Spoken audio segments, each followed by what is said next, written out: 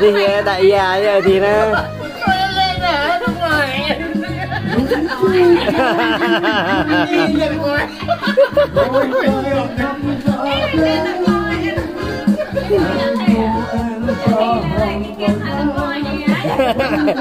mẹ chẳng biết cái gì mẹ là đại gia mấy anh lệ nhìn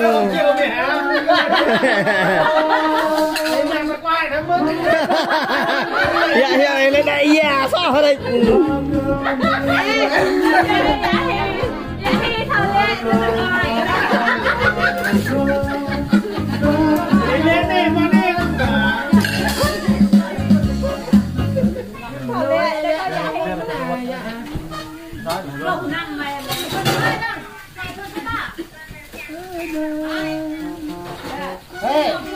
yang mengo ge great ge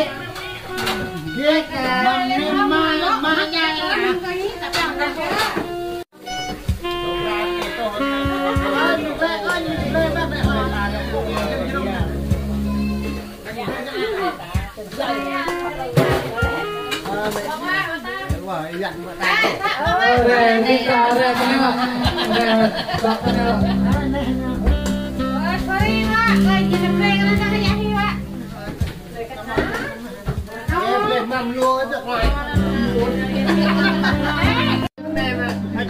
nghe đâu kia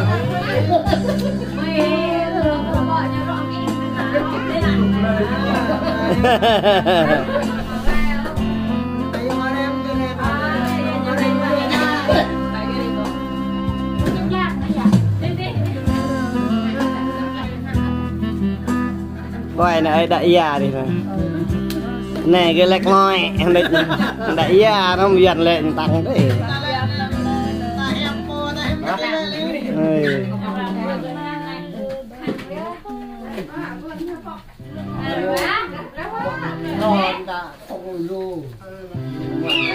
chép sọp này phụ nữ đấy thì ở thợ đẹp cái ngạ lua được mòn này mòn lua tất rồi nè chép sọp nè mòn giờ ai hi cái vượt ai ngạ này lại có ngạ mòn này hả đọc để lua hả ai kia nằm bọc này lua đây này ao đây hả chụp mừng ai hi đây ba xe bơn nó qua ngạ vợ này nó mới đây dễ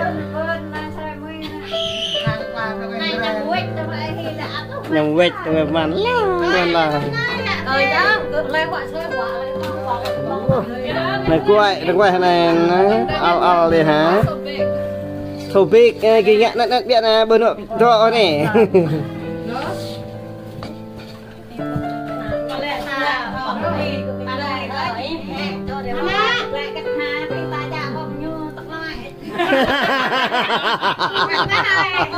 mà bài này chào mừng đây bạn họ sẽ bằng hoa phục vụ cho hay thế này bằng hoa mà ấy hi này ngại giang ấy hết rồi giang đại giang bạc grab đi vịt mua ta đừng đi nè thà bị ở vịt mua rèm ở địa cái làng ta gửi đây em lại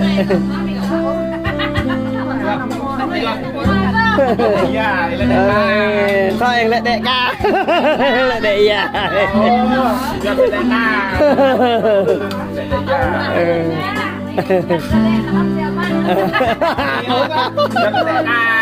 đệ ca mì vịt vlog đấy mì đấy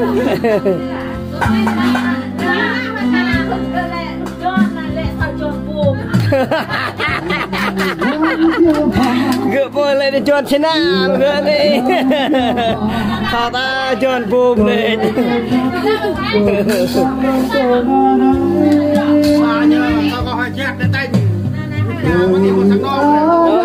nó mới dài như này ta ghiền đấy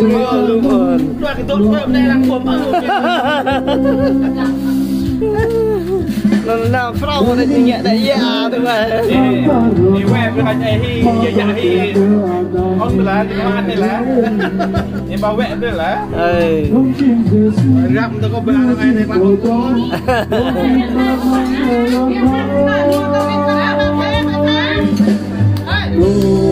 ơi Pak saya yang lain ni. Pak saya ah. Pak saya mai. Pak saya mai.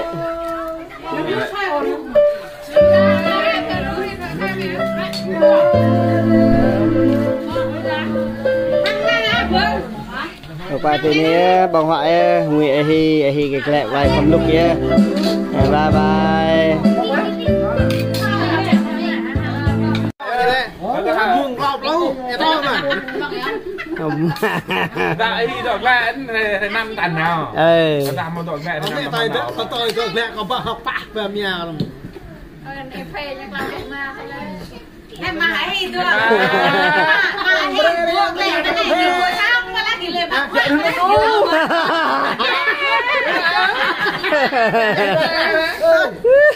đây có quả hộp bông họa cái đồ lên đang đem mi đem cà phê Bia, ngã đến một bia đâu rồi. Em đi đợt lẹ rồi. Đợt lẹ. Ông ơi. Em đi đợi nhuận thầm mò ta. Ngon tôi nó rồi. Nào sang chơi không lên. Ta mà mua cho em nhiều mà mua em ta máu. Nào sang chơi không lên phải ra nhận lẹ cái nhuận. Đại gia. nhà mà nè à. Ông yêu ơi. Ao hả? Mừng tan lên. Hơi choi. Mò hơi. Tuộc là phải choạc mí. Mò tuộc là sao? Tụm minute đấy. Tụm minute đấy là. Nhắc nè ra của cái chồn. Hiểu ông nè như là như cái cả bạc rồi cả đi như tôi mở đằng đấy dòng viên về kia tha đấy mình ôi giời là để group như viên phạ chắc cái người này phạ đây qua đến ta nhanh nhá mừng nó đấy như là you Việt Nam gọi yes yes nó đọc này yes mà nó đại gia mà này cà teng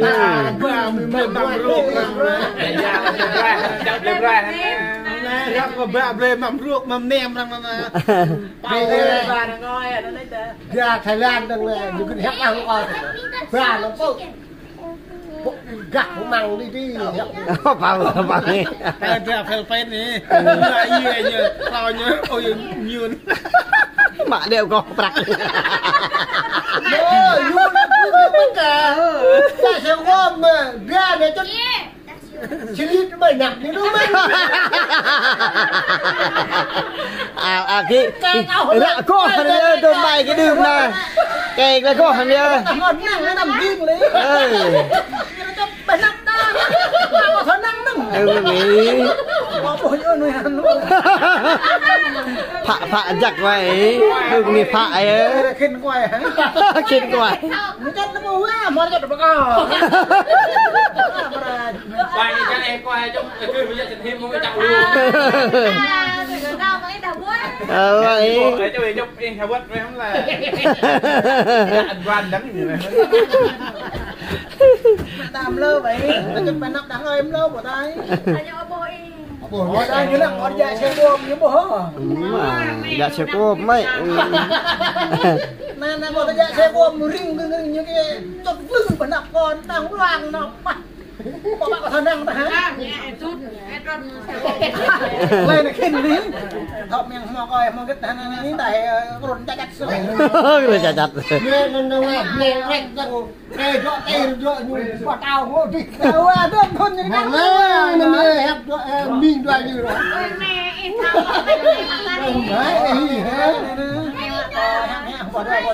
là ăn phạt kinh phá phạt cái đó có thằng mi từng ly tao bảo nó lắc in sai sai họ thâu lên này hết chắc đâu thâu lên niêm sao chấm đất này mà đó này họ lấy nó ta lại đại hàng bỏ tôi ta lại thâu luôn gấp nó thâu đấy gặp lại trong hơi ấy nha là trong càng kia chặt ra nào sang ya tôi hỏi ya đây ấy ya này thò thua đấy ý tại nó này bao con mà lên đừng là nong này xem mà qua này nhá nó mong nó mày bỏ xem ao nó theo thằng ăn thao bạ hả bạn này ha bạn này đánh chơi bóc đánh chơi như cái vô nó chỗ nâng đấy giờ tạm hiện hiểu đấy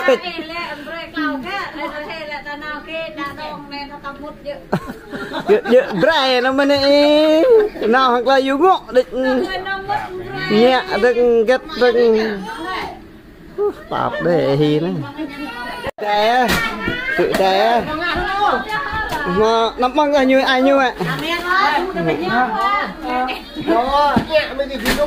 em mình chỉ nôm mình cái thổi pe bên này nè nắm vào hộp vung như nắm vào hộp rong như này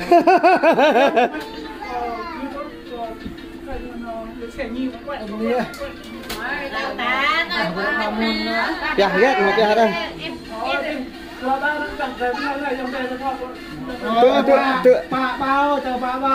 bao đu mình tê nhặt lạng đi nữa lự đây nhá tựa nè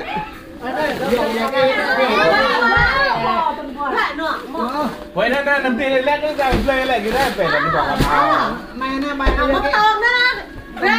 nè dạ thế alo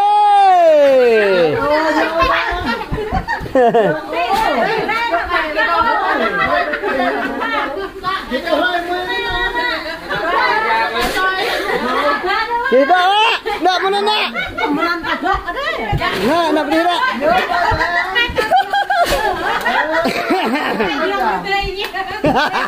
ai đã ia nặng kia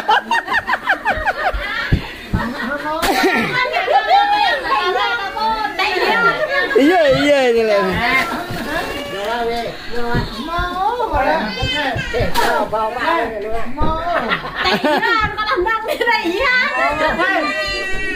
em bạn lên lại huệ lại trong từ 10 con nữa chẳng em một lại cái gì họ phải trao cái nữa là cái này luôn rất là coi như là có quanh như lên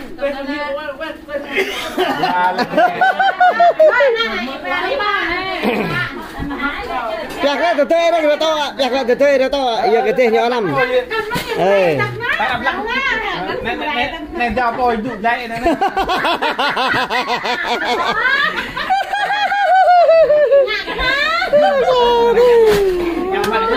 Hả ta đuôi á, tôm nó lại tự nó bứt hả? Hả ta?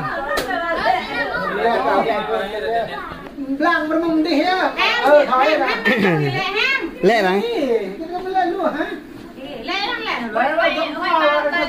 Lên mấy à? Ừ. Tha vừa bên dạ thế, bạc nó bằng nhẹ ăn như ba tam đi, bơi à? Bơi à? Tha vừa ba thôi à. Đừng đi nói mà cận nhẹ tới lại mẹ đi. Ba mà sai như thế. Bơi à? Như lại nó dân bằng nhẹ nhẹ tầm đi đi ba ra. Để ba không mà cho là bơi mèo này. Phần mình chơi bơi ngon lắm đã. Ừ.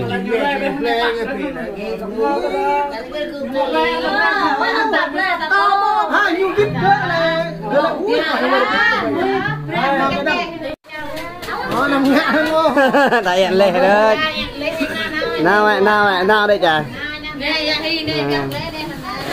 Ê, chặt lệ nè. Cái nằm vết đâu bằng dài hi họ. Chặt lệ đây là các con này là cào qua bào này. Tua bào này. Mình tua ba, mình lại bắt đi. Chào miun. Làm na na coi vậy là mạng na. Vì là tài tì thua con ấy. có cái bắp phê cả thằng tiền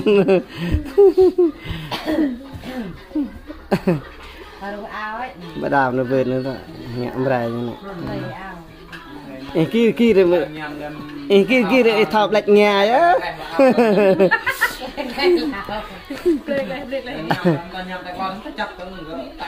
dù nên thằng chấp qua vừa mấy hiệp lê là con nóต้องมากันเลยอุ้มกูจับนะthì cái đùng thưa ta nó một lần thầu đi lâu cho như vậy hiệp lê nóจับnó đùng nếu cô lột chân bà làm dậpถ้าก็ย่ำเลยthì mình học được từng như ô đi mấy ạ thì nó chọn từng người nó mãi đây mọi người hello này mình cái nào đi tới thế giờ mình nó để tốt chim muôn dạ nè tôi như rồi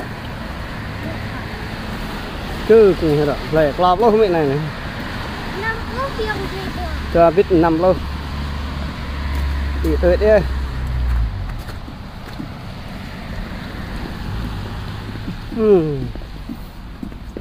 đi mình thả bạn nhà tổ cũng lạ năng này rồi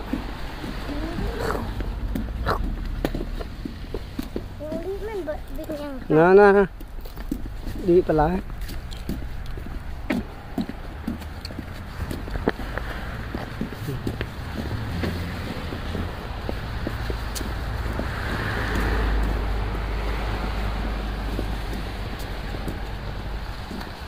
ธรรมดาก็ในแม่ก็ในควายแกะก็โปรทอดนะถ้าอยากควายน่ะมันนับให้อ่ะควายแกะตะโปรทอดสามเดือนในแกะมันดีตัวช่วยnè mình chuyển teo rồi anh đi rồi lưu đi rồi không phải nữa đi rồi như là chưa ai cùng hết rồi hết rồi bạn có quay này quay đi tôi từ gần đây nè làm tội đi bao tí hả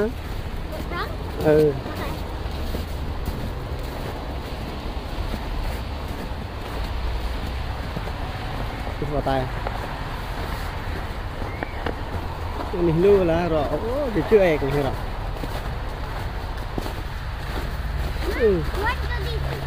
nè đi ạ đợi ở tới gà này đợi đừng tàng đợi đi đánh nè thì tôi đi thư đang như vậy có quen hay mất đây qua chỗ này đợi mình lá rõ quá hết ạ đợi muốn cho đấy đã đi bơi tí nè ăn nè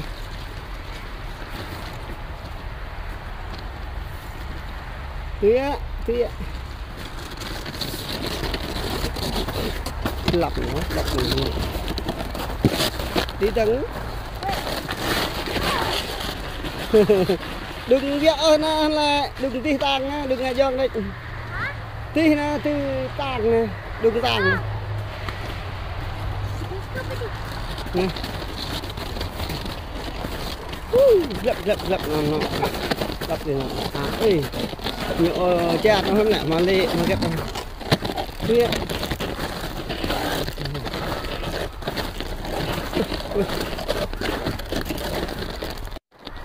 nè nè đá như đong đá gấp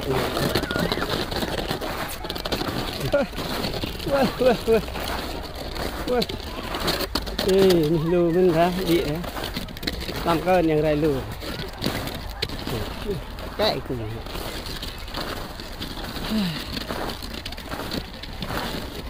nè nó đi ạ có quay ạ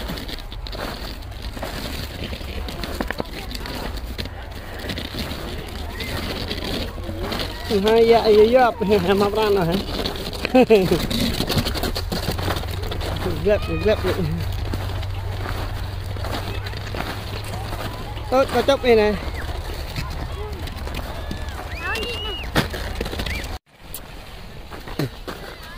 thì tốt đi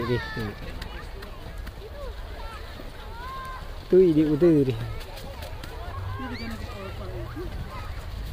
lừa đấy rồi xe cho xoài được rút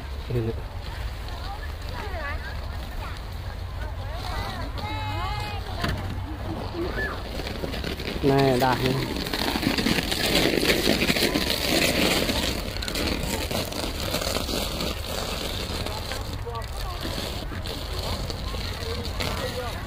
mà mà hẻm nữa đó.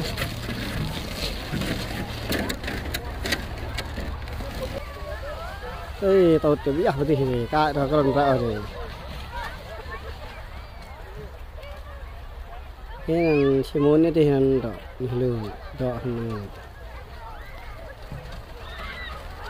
hắn là hoạch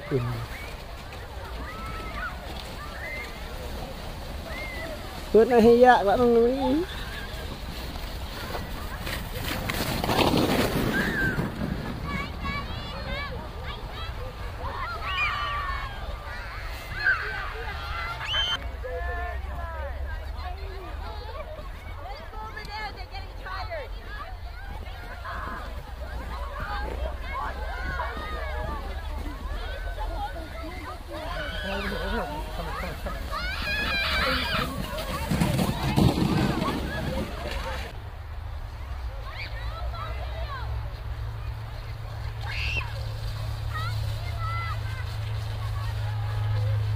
lưới hoa cay nè, hoa cay đợi bữa nhằng đợi gì đó loại hơn này mới đi hẻm hoa cay thôi đợi bên này đợi hoa cay đấy chỉ muốn đi là đây đi đợi ở nhà sư nhà huệ đây hơn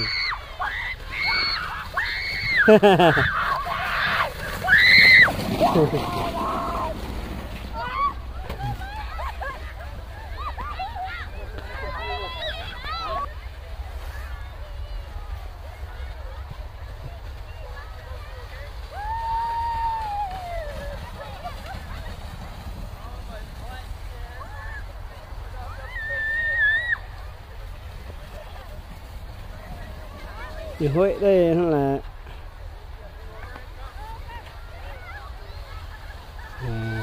loài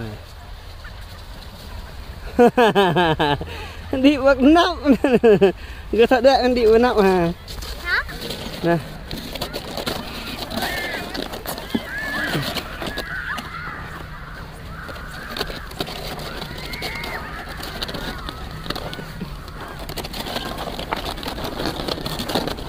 bạn này họ nói ha nè này nó bảo trời có gạt thao địa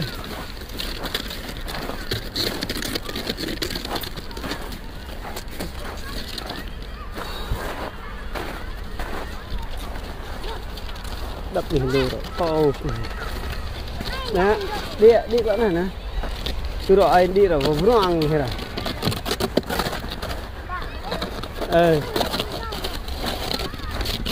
nè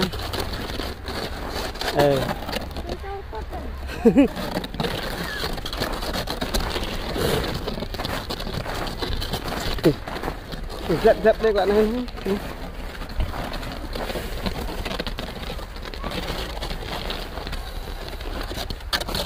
đi đúng không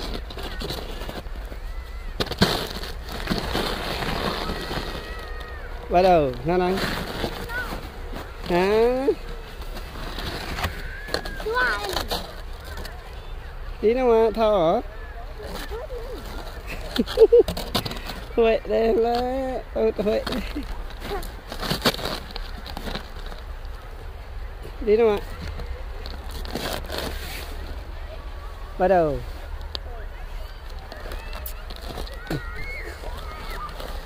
cái xoa đang đi rồi loại lùi đi rồi đi đâu mà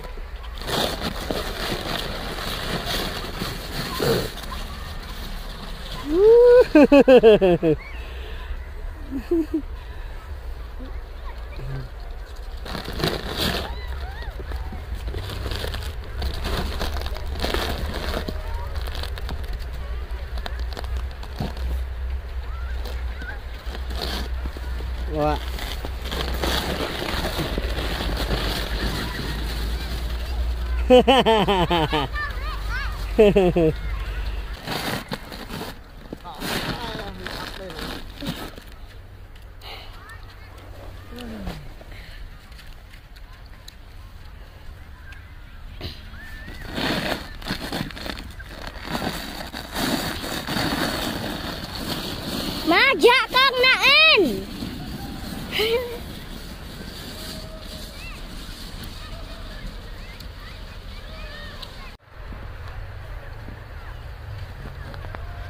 bắt đầu nó lê né đấy.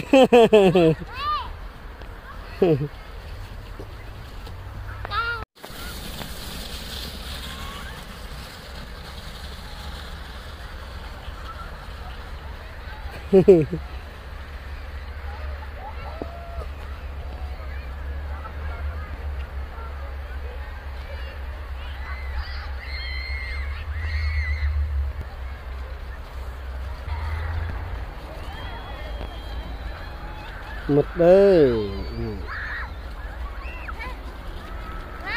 Hả? Đi ạ.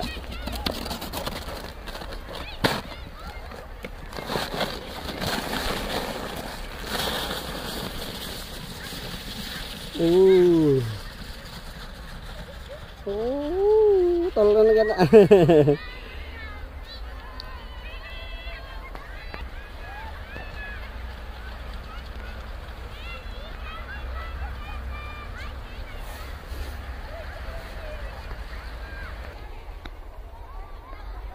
Đi đó.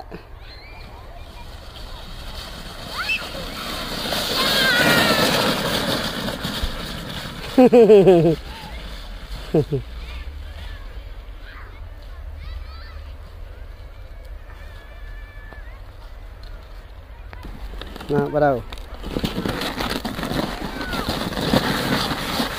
Đây.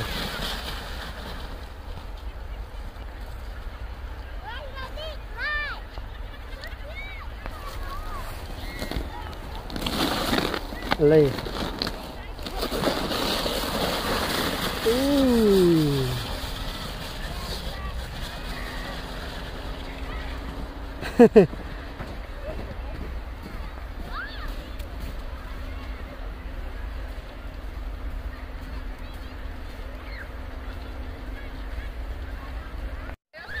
Dia. Kau gerut dah.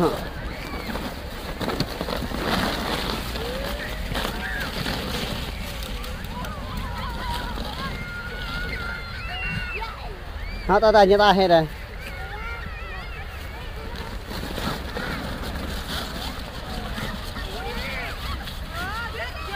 Vậy.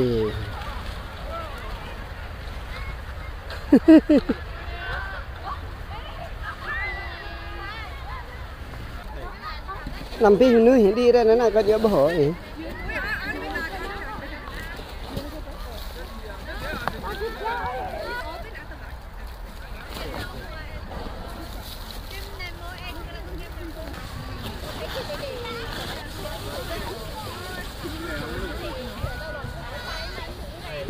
Rồi.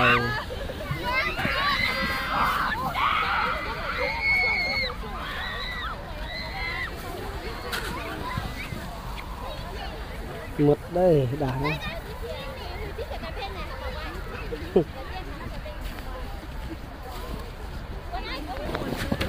Bắt đầu. Yeah.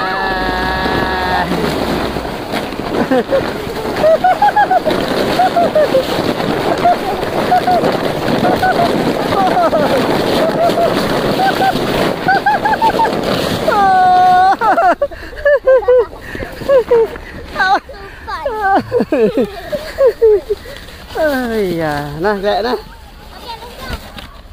Lẹ, ắt đây.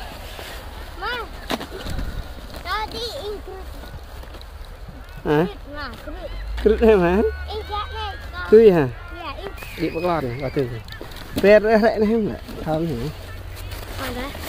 Wait. Lon. Go.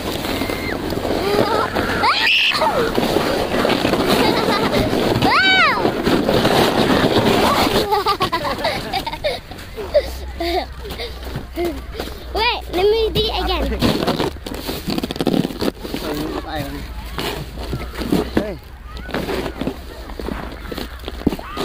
Cái dạng này nữa. Yep, go. Wow. Don't you at my so slippery. Okay. Go. Oh, oh, oh, oh. Keep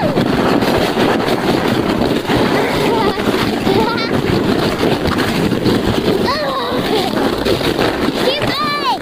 Keep going! phim Thank you. đưa cái này